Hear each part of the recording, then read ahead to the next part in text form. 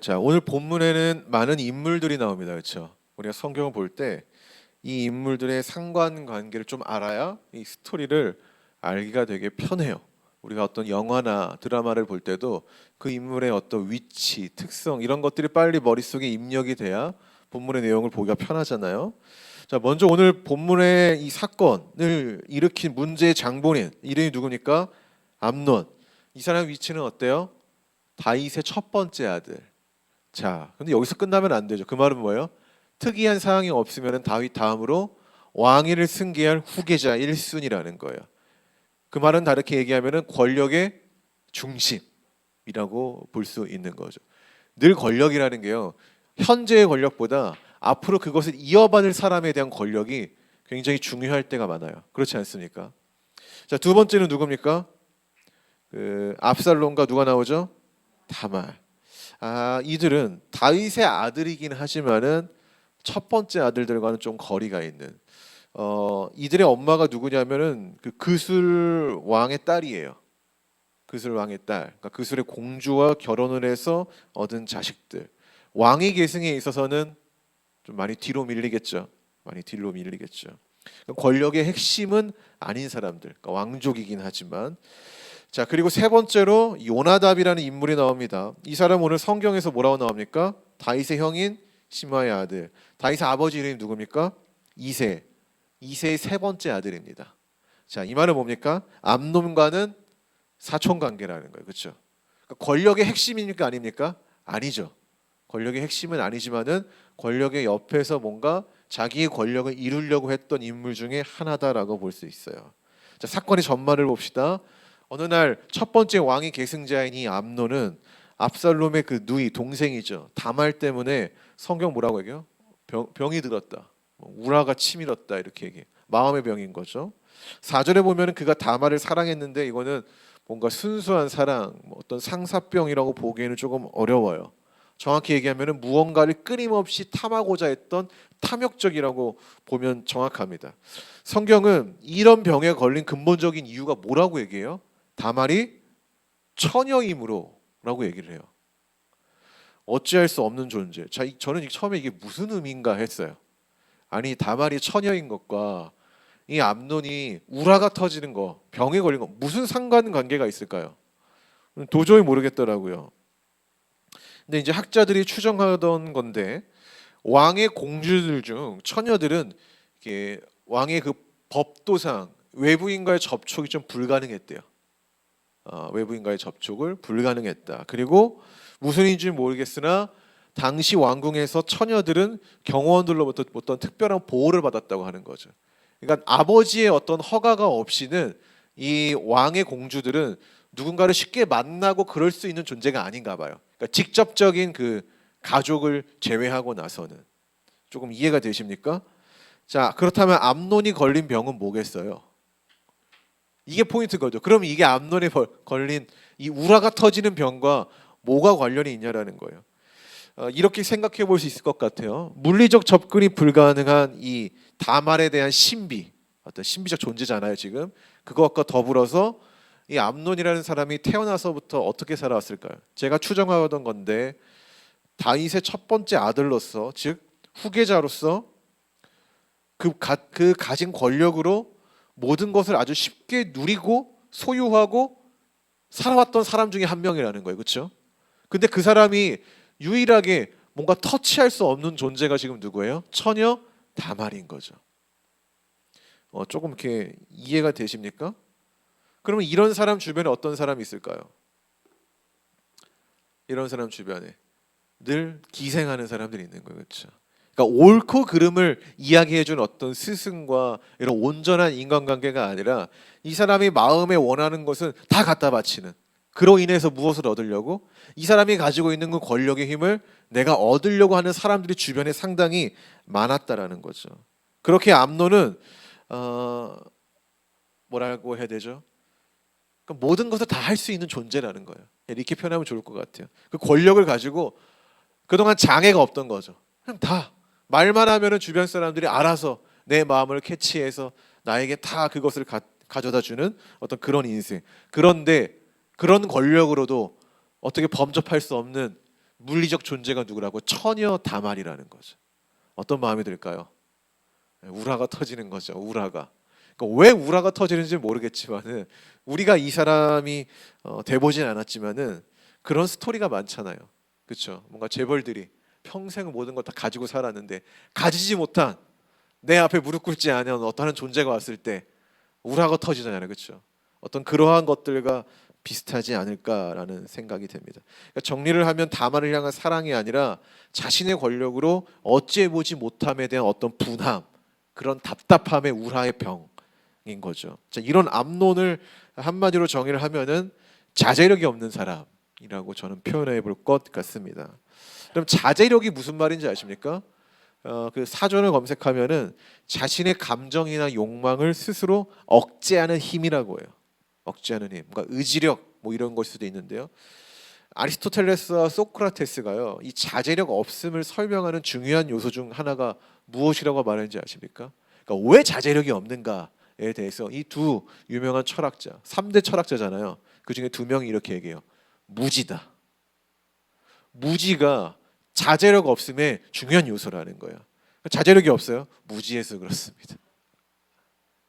이 유명한 철학자들이 그렇게 얘기를 하는 거예요. 여러 가지로 볼 수 있죠. 선악이라는 도덕적에 대한 무지. 그래서 자제력이 없는 거예요. 죄를 범하는데 자기 이해에 대한 무지. 나에게 이게 정말 이로운 건지 해로운 건지 구분이 안 되는 거예요. 나에 대해서 모르니까. 윤리에 대한 무지. 이것을 행함으로 사회적으로 어떠한 파장이 있을 것에 대해서 예측이 안 되는 거예요. 상황에 대한 무지. 이 상황이 어떤 상황인지 판단이 안 되는 거죠. 이런 여러 가지의 무지들이 암논에게 지금 자제력 없는 사람이라고 보여주고 있는 거죠. 제가 봐도 이 암논은요, 좀 자제력이 없는 사람이에요. 그 왜 자제력이 없는지 그 뒤에 쭉 이야기할 겁니다. 자, 그럼 이 위대한 왕 다윗의 첫째 아들 암논, 왜 이렇게까지 자제력 없는 무지한 사람으로 성장했을까요? 여러분, 아까 잠깐 언급했지만은 암논과 같은 이런 사람들이 어떻게 만들어지는지 아십니까? 스스로 성장하는 게 아니라 그의 주변의 어떤 환경 때문에 이렇게 만들어지는 거예요. 제가 아까 말했죠. 암논 주변에 이게 옳은 거야? 이게 그른 거야? 이렇게 말해주는 사람이 있었을까요? 저는 없었을 거라고 봐요. 오히려 무조건 다 들어주는 거죠. 당신은 왕의 후계자니까. 그 권력의 기생을 하면서. 암논의 철없고 생각 없는 행동은 왕위 계승 1순위라는 이 권력의 타이틀 앞에 엎드려 옳고 그름을 넘어서 사람의 그 마음에 들려고 부단히 노력하던 자들의 결과물이라는 거예요. 암논이라는 이 사람은요. 만약 이 사람이 잘 성장할 수 있도록 당신이 넘지 말아야 할 경계와 넘어서야 할 그 어떤 인간의 한계에 대해서 코칭해 주었더라면은 마음 하나 다스리지 못하는 이런 자제력 없는 사람이 안 됐을 거라는 거예요. 인정하십니까? 여러분, 다 주는 게 좋은 교육이라고 생각할까요? 아니에요. 그거는 다 주죠. 그 사람이 인간을 망치는 겁니다. 특히 남녀 관계에서 이런 관계 구조가 형성되어 있다면은 조심하셔야 돼요. 또한 그런 관계 구조로 내가 만들어 가려고 하는 사람이 있다면은 도망쳐야 되는 거예요. 여러분, 그거는요, 사랑이 아니라 사육이에요. 그 사람이 욕망에 자꾸 내가 집어넣어 주는 거예요. 근데 암논이라는 사람이 왜 만들어졌다고요? 그렇게 만들어진 거예요. 옳고 그름이 아니라 그 사람 마음에 있는 욕망에 자꾸 먹이를 주는 사람들이 있었기 때문에, 그래서 이러한 인간, 자제력 없는 인간이 만들어진 겁니다. 자, 그런 사람에게 오늘 사촌 누가 등장합니까? 요나답. 아까 누구라고 했죠? 이 사람의 위치는 사촌 관계, 권력으로 따지면은 한참이나 밑에 있는. 성경은 요나답이 어떠한 사람이라고 표현을 합니까? 간교한 자. 여러분, 간교한 자라는 표현에서 저는 느꼈어요. 이 사람이 왜 이 암논과 가까이 지내려고 하는 이유가 뭔가? 이 사람은 왜 찾아왔는가? 한 번만 찾아왔겠습니까? 자주 주기적으로 찾아왔을 거예요. 바로 권력이죠. 다윗 다음으로 가능성이 가장 높은 존재, 왕이 될 가능성. 그 사람이기 때문에 그의 곁에 머물면서 이 권력을 자기의 권력처럼 복제하고 싶었던 거죠. 그 사람이 욕망이 있는 거예요. 여기 이 만남 가운데. 그는 암논의 마음을 살피듯이 고민이 뭡니까? 뭔가 이렇게 질문을 해요. 자, 이 사람은 요나답에게 솔직한 얘기를 해요. 그 말은 뭐 평소에도 자기의 어떤 욕망적인 마음을 이렇게 좀 나눴던 인물이다. 그런 대상이다라고 볼 수 있는 거죠. 다말을 원하는데 그녀를 가질 수 있는 방법이 없다고 얘기를 해요. 없다고. 자, 간교한 요나답은 이 사람의 이 욕망을 채우기, 해결해 주기 위해 묘안을 제안합니다. 그의 묘안을 이렇게 표현하죠. 거짓된 연극을 하라고 해요. 누구 앞에서? 다윗 앞에서. 왕 앞에서. 여러분 이 관계를 잘 보세요. 이러한 묘안을 요나답이 처음 얘기해 줬을까요? 그렇지 않았을 것 같아요. 상당히 그 전에도 그렇게 잘했기 때문에, 그리고 그게 성공적으로 먹혀들었기 때문에 이 암논이 받아들여진 거 아니겠습니까? 거짓된 연극을 하라고, 아픈 척을 하고 아버지 다윗 앞에서 아픔을 해결할 수 있는 방법으로 다말을 만나게 해달라는 이야기를 하라고 한 거예요. 자, 한마디로 떼를 쓰라는 건데 우리가 볼 때는 어때요? 어처구니 없는 작전이죠. 그러나 첫째 아들 암논을 향한 이 다윗의 편파적 사랑을 관철시킨 성공률이 높은 작전이라는 거예요. 그러니까 우리가 볼 때는 어이없지만은 다윗이 누군지를 잘 알고 있던 사람, 다윗이 이 첫째 아들을 어떻게 사랑했는지를 평소에 잘 파악하고 있던 사람의 입장에서는, 이 상황에서는 이 어이없는 작전은 굉장히 높은 성공률을 자랑하는 작전이라는 거예요. 이런 점을 보면은 요나답이라는 인물은 상당히 사람을 잘 파악하고 그런 눈치로 자신의 욕심을 이루고자 했던 사람이다. 어떤 그런 특성이 있다라고 볼 수 있다라는 거예요. 민혁전선생 더우면은 에어컨 좀 트십시오. 온도가 높으면. 자, 아무튼 이 어이없는 작전은 실행이 되었고 놀라운 거는 우리의 예상과는 다르게 성공했다라는 겁니다. 7절부터 14절을 읽어봅시다. 다윗이 사람을 그의 집으로 보내 다말에게 이르되 이제 내 오라버니 암논의 집으로 가서 그를 위하여 음식을 차리라 한지라. 다말이 그 오라버니 암논의 집에 이름에 그가 누웠더라. 다말이 밀가루를 가지고 반죽하여 그가 보는 데서 과자를 만들고 그 과자를 굽고 그 냄비를 가져다가 그 앞에 쏟아 놓아도 암논이 먹기를 거절하고 암논이 이르되 모든 사람을 내게서 나가게 하라 하니 다 그를 떠나 나가니라. 암논이 다말에게 이르되 음식물을 가지고 침실로 들어오라.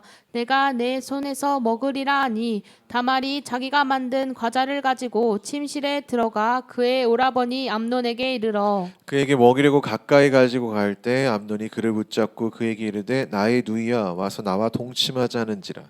그가 그에게 대답하되 아니라 내 오라버니여 나를 욕되게 하지 말라. 이런 일은 이스라엘에서 마땅히 행하지 못할 것이니 이 어리석은 일을 행하지 말라. 내가 이 수치를 지니고 어디로 가겠느냐? 너도 이스라엘에서 어리석은 자 중에 하나가 되리라.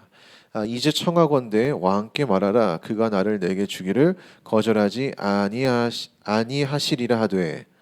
암논이 그 말을 듣지 아니하고 다말보다 힘이 셈으로 억지로 그와 동침하니라. 아멘. 자, 이 어이없는 작전은 일단 성공합니다. 그렇죠? 근데 작전이 고품격에서 성공한 게 아니라 다윗 그 첫째 아들을 향한 다윗의 그 편파적 사랑에 적중을 한 거죠. 그렇죠?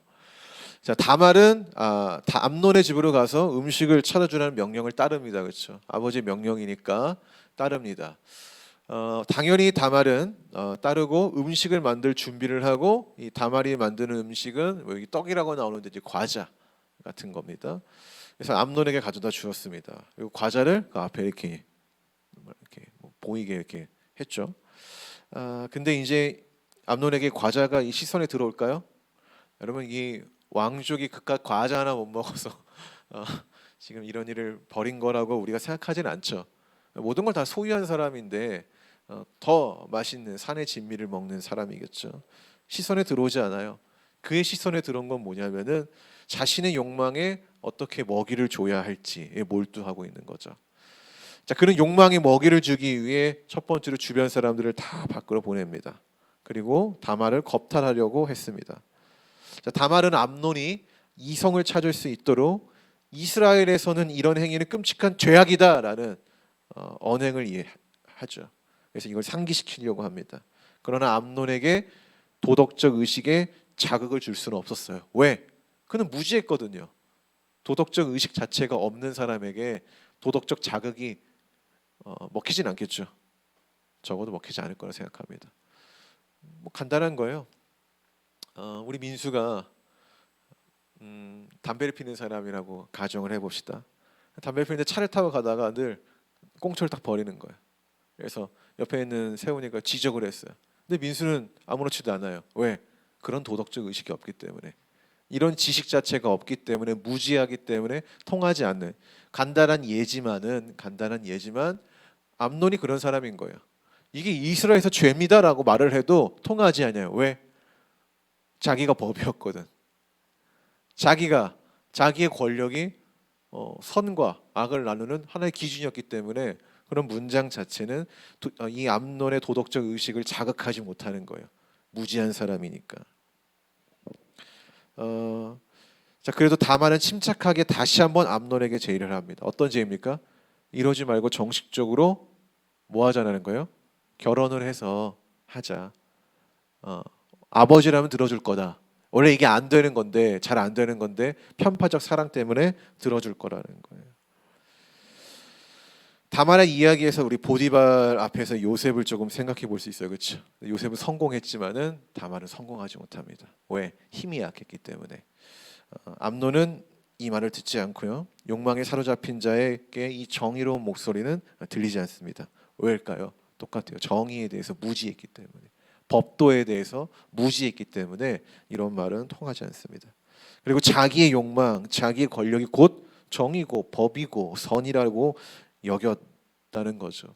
그런 무한한 교만이 이미 자리 잡고 있었기 때문에 이런 말들이 통하지 않는 거예요. 근데 우리 성도들도 그래요. 마음에 진짜 은혜가 조금도 없을 때 있잖아요. 완전 없을 때는 아무리 하나님 말씀을 얘기해서 자극을 줘도요 되지 않아요. 똑같은 겁니다. 결국 암논은 다말을 범하는 헛되고 죄악된 길을 걷습니다. 자, 오늘 본문을 보면서 이런 생각을 합니다. 왜 권력 2세들, 재벌 2, 3세들은 이렇게 인생을 헛되게 사는 걸까? 물론 제대로 사는 사람들도 있지만은 우리가 매스컴에서 보게 되는 재벌 2, 3세들, 권력 2, 3세들 어떻습니까? 너무나 쓰레기 아닙니까? 너무나 쓰레기잖아요. 그 누구죠? 노엘인가 누군가 또 그렇고 또 사건 중에 그 대한항공 사건 아시죠? 땅콩 외양 사건.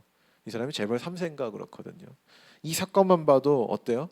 퍼스트 클래스에 탔는데 그 뭐 땅콩이가 마다카 뭔데요? 그 어떤 견과류를 왜 접시에 주지 않았냐라는 거죠. 근데 사실 자기 회사 자기 상무가 그렇잖아요. 규정을 몰라서는 얘기예요. 그게 왜 그러냐면 규정에 뭐가 있냐면은 땅콩 견과류 알레르기가 손님들이 많기 때문에 봉지에 주는 규정이 있었거든요.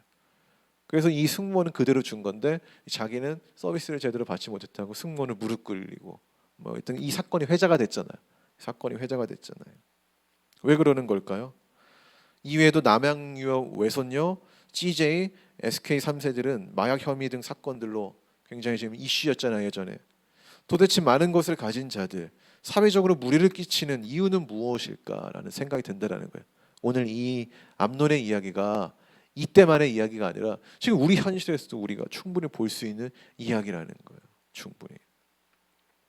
그 이유에 대해서 저도 솔직히 잘은 모르겠으나 이렇게 생각이 돼요. 아마도 자기들이 이룬 것이 아니기 때문 아닐까요? 그런 말이 있거든요. 쉽게 번 돈은 쉽게 사라진다. 무슨 말이겠습니까? 과정에서 얻게 되는 그 중요한 가치들을 얻지 못하고 건너뛰니까 일어나는 결과라는 거예요.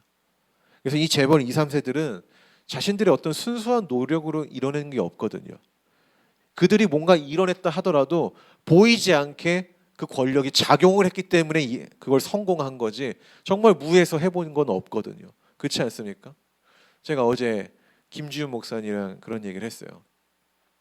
목회에도 어떤 성공과 실패 그런 게 있잖아요. 교회가 잘 성장했느니 그런 거 보면 김지훈 목사님 이렇게 얘기하더라고요. 목사님 그분들 다 맨 땅에 산 것 같죠? 다 따지고 보면은 다 뭐가 있어요. 이렇게 얘기를 하더라고요. 누구누구를 이야기하면서 누구는 어떤 교수님 손자예요. 되게 유명한 손자예요. 뭐 누가 아들이에요. 다 이러한 배경이 있으니까 그렇게 된 거지. 그들이 진짜 자기들 힘으로 한다고 하면은 그게 되겠습니까? 그들은 아니라고 해도 주변에서 그게 작용을 한 거라는 거. 이해가 됩니까? 무슨 말인지. 그렇다라는 거예요. 재벌 3세들이 뭔가 어떤 또 다른 기업을 잃었다. 그럼 그 사람 힘으로 한 거겠어요? 아니에요. 주변에서 누구 아들이지, 어느 기업의 누구지, 그게 다 어떤 신뢰라는 작용으로, 도움이라는 작용으로 일어났기 때문에 이들이 그렇게 성공을 한 거지, 자기들의 진짜 능력으로 성공한 건 아니라는 거죠. 어떻게 보면은 이들은 돈은 소유했지만은 그 얻는 과정에서 얻게 되는 중요한 의미들, 가치들, 이것은 얻지 못했다라는 거예요.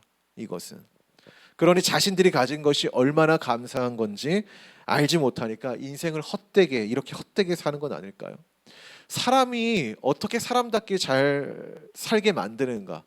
사람이 저 사람을 어떻게 건강하게 만드는가? 육체적인 건강 말고, 그건 뭐냐면은 과정에서 얻는 어떤 의미들이 있어요. 우리가 무언가를 할 때 그 의미들이 우리를 보다 조금 더 단단하게, 그리고 우리를 조금 더 아름답게 만들어 간다는 거죠. 그러니까 자제력 없는 사람이 아니라 우리의 마음을 잘 다스릴 수 있는 그런 사람으로 만들어 간다는 거예요. 그러니까 성공과 실패라는 이 두 관점으로 사람을 판단해서 안 된다는 거예요. 또한 소유와 무소유, 이것으로도 사람을 판단해서 안 되는 거예요. 사람은 실패의 과정에서도요, 수많은 의미를 발견해요. 그래서 자기를 성장시키는 거예요. 또 성공이라는 결과를 통해서 지난 과정의 노력을 막 살피는 거예요. 내가 어떤 노력을 했지? 나에게 어떤 어려움이 있었지? 내가 이것을 어떻게 이겨냈지? 그 속에서 자신을 다시 정진시키는 거예요. 그러니까 둘 다 과정이라는 관점에서 봐야 사람이 헛된 인생이 아니라 가치 있는, 의미 있는 인생을 살아간다는 거예요. 여러분 아시겠습니까? 믿으십니까? 이걸 모르면은 인문학적으로 아주 여러분이 무지한 거예요. 무지한 거. 여러분, 우리 교회 성도님들이 하나님 안에서 저는 의미 있는 인생을 발견했으면 좋겠습니다. 성공하라, 그런 이야기가 아니라는 것을 꼭 아셔야 됩니다. 성공과 실패라는 두 가지의 척도로 인생을 판단하는 거는요, 너무나 씁쓸한 거예요. 너무나 씁쓸한 거예요. 주어진 삶의 과정 속에서 좋은 의미들을 발견하고 나아가서 나를 단단하게 만드는 거지, 그 과정이 늘 중요한 거고요. 무언가 할 때 그 속에서 내가 무엇을 얻을 수 있을까, 무엇을 찾을 수 있을까, 그런 것들을 고민하면서 살아야 오늘의 암놈같이 많은 것을 소유해도 볼품없는 인생이 아니라 품격 있는 어떤 삶을 살 수 있다는 겁니다. 마지막으로 15절부터 22절 읽어보겠습니다. 그리하여 암논이 그를 심히 미워하니 이제 미워하는 미움이 전에 사랑하던 사랑보다 더한지라. 암논이 그에게 이르되 일어나 가라 하니 다말이 그에게 이르되 옳지 아니하다. 나를 쫓아보내는 이 큰 악은 아까 내게 행한 그 악보다 더하다 하되 암몬이 그를 듣지 아니하고 그가 부르는 종을 불러 이르되 이 계집을 내게서 이제 내보내고 곧 문빗장을 지르라 하니 암몬의 하인이 그를 끌어내고 곧 문빗장을 지르니라. 다말이 채색 옷을 입었으니 출가하지 아니한 공주는 이런 옷으로 단장하는 법이라. 다말이 재를 자기의 머리에 덮어쓰고 그의 채색 옷을 찢고 손을 머리 위에 얹고 가서 크게 울부짖으니라. 그의 오라버니 압살롬이 그에게 이르되 내 오라버니 암논이 너와 함께 있었느냐. 그러나 그는 네 오라버니이니 누이야 지금은 잠잠히 있고 이것으로 말미암아 근심하지 말라 하니라. 이에 다말이 그의 오라버니 압살롬의 집에 있어 처량하게 지내니라. 다윗 왕이 이 모든 일을 듣고 심히 노하니라. 압살롬은 암논이 그의 누이 다말을 욕되게 하였으므로 그를 미워하여 암논에 대하여 잘잘못을 압살롬이 말하지 아니하니라. 아멘. 이제 다말의 이 논리적이고 강한 반발에도 불구하고 이제 그를 겁탈했습니다. 자, 본문에는 암논이 다말을 사랑했다고 하죠, 그렇죠? 그러나 그의 사랑이 지금 거짓된 언어에 불과한 이유가 15절에 나옵니다. 그의 사랑이 지금 뭐로 변하죠? 증오로 변합니다. 자, 이런 현상은 성폭력자가 피해자를 다루는 어떤 왜곡된 형태 중에 하나로 볼 수 있어요. 그러니까 가질 수 없던 존재에 대해서 자기의 욕망을 부추겨서 그것을 순간적으로 소유를 해보니까 가질 수 없었던 존재에 대한 신비감이 지금 완전 사라진 상태인 거죠. 그러니까 더 이상 소유하고 싶지 않았던 거죠. 그러니까 욕망에 의해 이 사람을 찾았던 거예요. 이건 사랑이 아니라고 제가 아까 이야기를 했죠. 암논은 다말을 향해 당장 나가라고 소리를 칩니다. 그러나 다말은 뭐라고 말합니까? 이런 식으로 마무리를 짓는 것은 지금 저지른 악보다 더 큰 악으로 발전하게 되는 계기다라고 말을 해요. 왜 그렇습니까? 율법에 기록되어 있거든요. 처녀를 범하면 어떻게 된다고 책임을 져야 된다는 말이 있는데 그 율법을 또 어기게 된다라고 이야기를 하는 거예요. 그러나 이 암논은 어떻게 합니까? 그 율법을 무시합니다.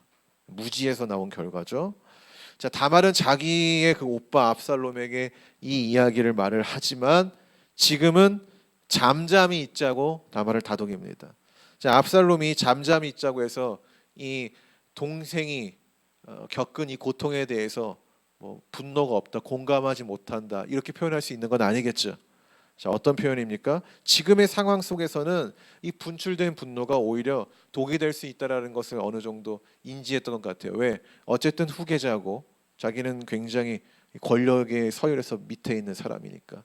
또 한편으로 압살롬은 이런 기대도 했을 것 같아요. 자, 이 사실이 아버지 왕에게 알려지면은 아버지가 어떤 정확한 처신을 내리겠지. 거기에 대한 어떤 조금의 기대도 있지 않았을까요? 자, 그러나 분노는 했지만 왕이 어떻게 합니까? 아무런 조치도 취하지 않았다라는 거예요. 성경을 읽는 우리는 이 암논의 범죄에 대해서 권선징악이 있어야 된다고 생각합니다. 악은 심판하고 선은 칭찬하는 이러한 것이 있어야 되는데 우리의 생각과 우리의 마음과는 다르게 악한 행위에 대한 마땅한 징벌은 있지 않다라는 거예요. 왜 그렇습니까? 왜 그럴까요? 여러분, 제가 아까 첫째 아들에 대한 아버지의 무엇을 얘기했죠? 편파적 사랑을 얘기했죠. 편파적 사랑. 근데 이게 그냥 얘기한 게 아니라 70인역을 보면은요 이 내용이 있어요. 어떻게 나오냐면은 그는 첫째 아들이었고 다윗은 그를 사랑했기 때문이다라는 또 다른 어떤 성경의 번역본이 있습니다. 징벌을 하지 않은 이유. 그 첫째 아들이라는 아버지의 편파적 사랑 때문에 그 잘못된 사랑이 잘못된 죄, 잘못된 인간상을 만들어냈다라는 거예요. 또 한 가지 이유가 더 있겠죠. 내러티브 상으로 그는 암논의 범죄에 대해서 그 어떤 말을 할 수 있는 입장이 아니라는 거예요. 왜? 자기가 먼저 남의 여인을 탐하는 그 범죄를 저질렀기 때문이죠. 오늘 이 암논의 범죄와 다윗의 범죄가 너무 비슷해요. 너무 비슷해. 그래서 제가 모방 범죄라는 표현을 쓴 건데 첫째로 다윗이 밧세바를 어디서 범했습니까? 자기 침실에서 범하거든요. 그런데 너무나도 똑같게 이 다말을 어디로 불러옵니까? 자기 침실로 데려온다는 거죠. 두 번째로 이 죄를 저지르는 데 있어서 권력을 사용합니다. 그렇죠. 왕도 왕의 권력을 사용을 했고 또 이 암논도 자기의 권력, 왕이 자기를 첫째 아들을 너무나 사랑한다는 거 이것도 권력이거든요. 그 사랑의 권력을 이용해서 범죄를 저질렀다는 거예요. 그리고 둘 다 죄를 짓는 데 있어서 도덕적 의식이 작용되지 않았다라는 거예요. 그렇죠. 그리고 율법을 둘 다 어깁니다. 여러분, 저는 암논의 이 의식 가운데 이런 마음도 있었을 거라고 생각합니다. 아버지도 그랬는데 왕 후계자인 나도 할 수 있는 일 아닌가. 뭔가 이런 헛된 의식이, 그러니까 이런 생각을 갖고 범죄를 저질렀다는 게 아니라 그런 게 무의식 가운데 있었을 수도 있다라는 거죠. 그러니까 우리도 그렇잖아요. 저 사람도 했는데 나는 하면 안 돼? 그러니까 그런 생각을 가지고 우리가 어떤 죄를 범하지 하는 게 아니라 그게 무의식 가운데 작용을 해서 우리를 죄악된 길로 이끌어 간다라는 거죠. 제가 운전을 정말 오래된 얘기인데 운전을 하다가 비보호 좌회전에서 시도를 어긴 적이 있어요. 근데 이 비보호 좌회전은 언제 가야 됩니까? 파란불이 떴을 때 가야 되거든요. 좌회전 신호가 없는 비보호에서는. 근데 제가 그 신호를 보고 간 게 아니라 내 앞차가 가길래 나 자연스럽게 따라간 거예요. 근데 갑자기 경찰이 튀어나오는 겁니다. 근데 제 앞차는 안 잡히고 저만 잡혔어요. 제가 근데 경찰한테 항의를 했죠. 저 앞차 보고 왔는데 저 앞차도 잡아라. 근데 사실상으로 객관적으로 보면 뭐예요? 나는 법을 어긴 거죠. 내가 법을 어긴 거에 대해서 내가 반성을 해야 되는데 저 사람도 그랬으니까 내 무의식 가운데 그게 작동을 하는 거야. 저 사람도 그랬으니까 왜 나만 잡냐. 이게 억울하다 이렇게 되는 거죠. 제가 이런 경험이 있는데 사람이 그래요. 사람이. 우리 안에는 이런 성향이 있다라는 거예요. 누가 그러면은 나도 그래야지라는 거. 굉장히 재밌는 거는 누군가가 쓰레기통이 아닌데도 불구하고 거기다 쓰레기를 버리고 가죠. 시간이 지나죠. 거기 쓰레기가 쌓여 있습니다. 왜 그렇습니까? 누가 이거 버리고 갔으니까 그냥 자연스럽게 어떤 선과 악의 기준을 넘어서 거기는 그냥 쓰레기통이 되는 거죠. 저 사람도 했는데, 저 사람도 버렸는데, 이런 의식이 우리 가운데 잠재돼 있다라는 거예요. 죄의 성향들이. 암논은 다윗의 첫째 아들입니다. 그렇다는 건 가장 오랫동안 지근거리에서 누구를 봤다라는 거예요? 아버지를 봤다라는 거예요. 다윗의 영광스러운 모습과 불명예스러운 모습을 다 봤다라는 거죠. 그럼 제대로 된 사람이라면은 아버지의 치부를 봤을 때 그 길을 따라가지 않겠다는 어떤 결단으로 살아야 할 겁니다. 그렇죠.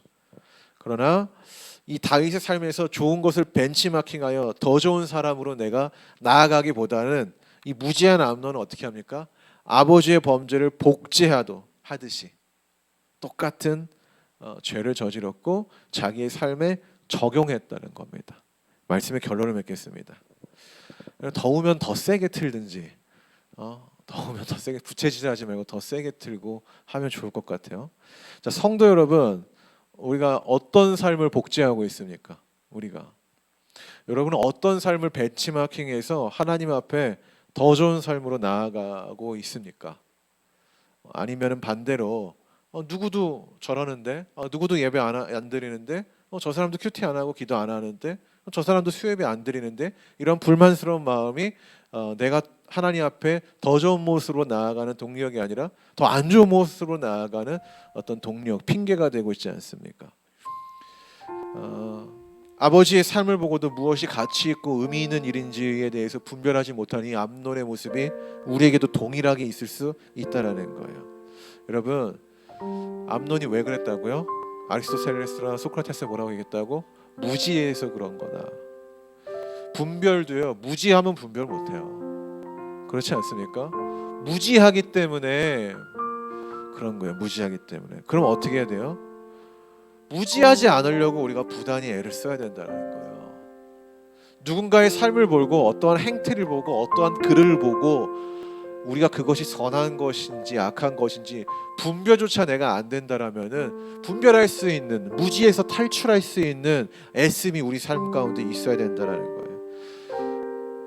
그러려면은 일단 성경을 부지런히 읽어야 되고 책을 읽으셔야 돼요. 제가 한 가지 얘기해 드릴게요. 우리 5월 달에는 그 도서가 없었죠. 근데 우리가 지난번에 어떤 책 읽었죠? 게으름이라는 책을 읽었죠. 굉장히 짧은 책이지만은 평소에 책 읽지 않는 사람들이 그 책을 억지로라도 읽으니까 뭐가 생깁니까? 사고라는 게 생겨요. 그 말은 뭐냐면 이것을 읽고 내가 사고한다라는 거죠. 그게 분별인 거예요. 그게 분별. 그러면서 우리가 이 책을 읽으면서 나는 어떤지를 한 번이라도 생각하게 돼요. 그렇지 않습니까? 이게 이제 책을 읽는 자에게 나타나는 가장 중요한 작동 원리죠. 그러므로 통해서 우리가 어떤 걸 하는 거예요? 나를 돌아보게 되고 나에게 찔림이 생기고 인간이 제대로 된 인간이라면 찔림이 생기면 그것을 바꿔보려고 한 번쯤은 노력을 해보죠. 근데 그럼에도 바뀌지 않은 이유가 뭔지 아세요? 3주 동안 안 해봐서 그렇대요. 3주. 우리가 어떤 습관이 내 삶에 이게 노동이 아니라 자연스러운 걸로 이게 좀 들어가려면은 적어도 3주의 어떤 반복이 필요하다라는 거죠. 이러한 시간이 누적될수록 어떤 삶이 좋은 건지 분별하는 능력이 생기는 거예요. 분별하는 능력이. 그리고 좋은 삶이라고 판단되는 사람들을 곁에 둬야 돼요. 그렇죠? 이게 책으로도 한계가 있어요. 왜냐하면 책은 어쨌든 이론이고 사람은 뭐예요? 현실이잖아요. 그렇죠? 그 이론을 어떻게 이 사람이 적용하며 살아가는가, 그런 사람들이 곁에 있어야 되는데 그 사람들의 삶을 우리가 벤치마킹해서 복제해야 된다는 거예요. 선한 것은 복제하고 악한 것은 파기하고, 그래서 복제한 걸 가지고 내 삶에 적용해서 더 좋은 것으로 업그레이드해서 우리가 이 세상 가운데 살아가야 된다는 거죠. 반면에 누군가가 악을 행하면 그 사람도 그랬는데 라는 것이 내가 악을 행하는 어떤 핑계가 되어서는 안 된다라는 거죠. 그건 무지한 거다라고 이야기를 하는 겁니다. 성경을 묵상하는 성도라면 성경 속에 기록된 죄악들을 모방하는 게 아니에요. 그런 모방해서 우리가 범죄하는 그것들을 복제하는 이런 모습이 분명히 나타납니다. 여러분들이 의식을 안 해서 그렇지 분명히 나타나요. 근데 그게 아니라 벤치마킹해서 좋은 것을 복제해 가지고 내 삶에 적용을 하고 더 좋은 것으로 양산을 할 줄 아는 그런 사람이 되어야 된다는 겁니다. 특히 우리가 예수님의 모습을 보면서 그분이 이 땅에 남기신 가치, 삶의 정신, 수많은 의미들을 복제하는 성도가 되어야 된다는 거예요. 자, 이번 성결대학교 영성훈련을 계속 뭐를 할까 막 고민 중에 있는데 그 중에 하나가 이거예요. 그 중에 하나가 이게 예수님이 보여주었던 삶을 우리가 복제하는 거, 작은 예수가 되는 거. 그것을 우리가 하지 않으면은 과연 우리가 예수를 왜 믿는가라는 고민을 해봐야 된다는 거죠. 그냥 구원받기 위해서 그렇게 얘기하기에는 예수님의 죽음이 저는 너무 헛된 것 같아요. 예수님은 자기의 가치관, 자기가 갖고 있던 하나님 나라에 대한 생각을 이 땅에 구현하고 싶어 했던 거지, 단순히 죽고 우리를 구원해서 이 땅이 아니라 전혀 다른 땅으로 우리를 이동시키려고 했던 건 아니에요. 그렇다면 예수님이 여기서 수많은 말씀과 가치관들을 왜 얘기했겠습니까? 필요 없지. 다른 나라로 이동시킬 거라면, 그렇죠? 예수님의 목적은 자기의 그 가치관, 삶의 정신, 수많은 의미들을 이 땅에 남기고 싶어 했던 거예요. 근데 그것을 어디에 남겼냐면은, 그 전에 하나님은 돌판에 남겼지만은 예수님은 사람에게 남기고 싶었던 거예요. 사람에게. 그래야 그 사람들이 똑같이 그 삶의 정신을 복제하고 모방하면서 살아가면 이 세상이 변할 거니까. 예수님은 정확히 알았던 거죠. 세상이 누구에 의해서 돌아가는지. 사람에 의해서 돌아가는 거죠. 그러니까 그러한 사람을 만들고 싶은 거야. 리틀 지저스, 작은 예수들을 만들고 싶었던 거죠. 우리가 그렇게 돼야 된다라는 거예요. 우리의 삶의 정신이 바뀌어야 되고, 우리의 생각이 바뀌어야 되고, 우리의 가치관이 바뀌어야 된다라는 거예요. 근데 우리가 바뀐다라는 것은 내가 스스로 뭔가 할 수 있는 게 아니라 예수님이 보여주셨던 성경이 말하고 있는 가치관들이 우리 안에 들어와야 된다라는 거죠. 물론 복제라는 말도 이것을 표현하기에는 부족한 언어지만은 그런 선한 것들을 복제해서 여러분 나아가시길 바랍니다. 할렐루야. 그렇게 나아가는 우리 복음안의 새 교회와 신실한 성도가 되기를 주의 이름으로 축원합니다. 함께 기도합시다.